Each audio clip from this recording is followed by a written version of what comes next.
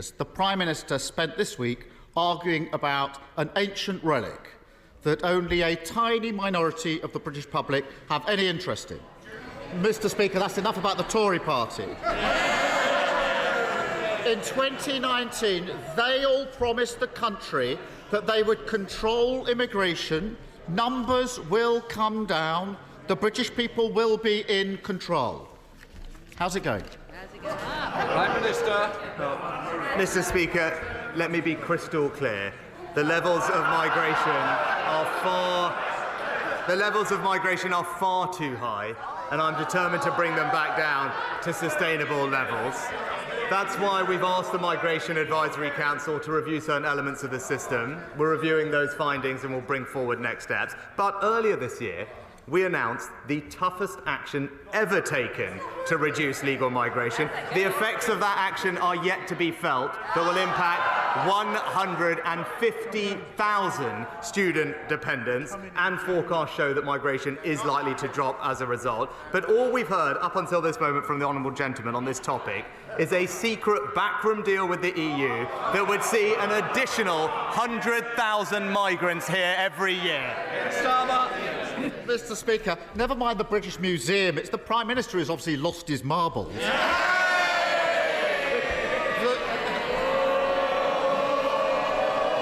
Mr. Speaker, the Greek Prime Minister came to London to meet him, a fellow NATO member, an economic ally, one of our most important partners in tackling illegal immigration.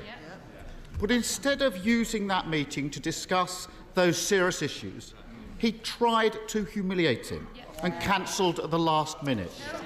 Why such small politics, Prime Minister? Prime Minister. Mr. Speaker, of course, we're always happy to discuss important topics of substance with our allies, like tackling illegal migration or indeed strengthening our security. But when it was clear that the purpose of a meeting was not to discuss substantive issues for the future, but rather to grandstand and relitigate issues of the past, it wasn't appropriate. But furthermore,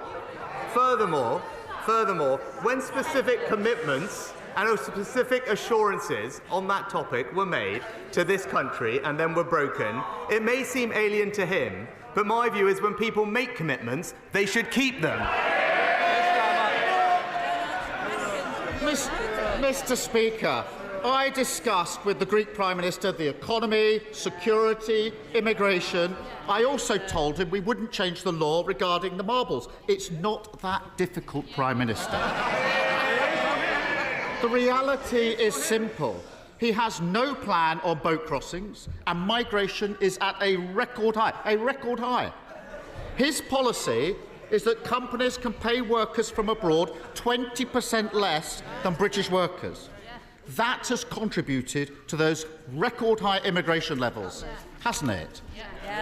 Prime Minister. Mr. Speaker, he talks about the boat crossings. He's failed to notice illegal boat crossings are down by a third this year, Mr. Speaker, thanks to every one of the actions that we've taken that he opposed every single time they were raised. But look, Mr. Speaker, no one will be surprised that he's backing an EU country over Britain. Just this last week he was asked which song best sums up the Labour Party. What did he come up with? Well, Mr. Speaker, he showed his true colours and chose Ode to Joy, literally the anthem of the European Union. And he will back Brussels over Britain every single time.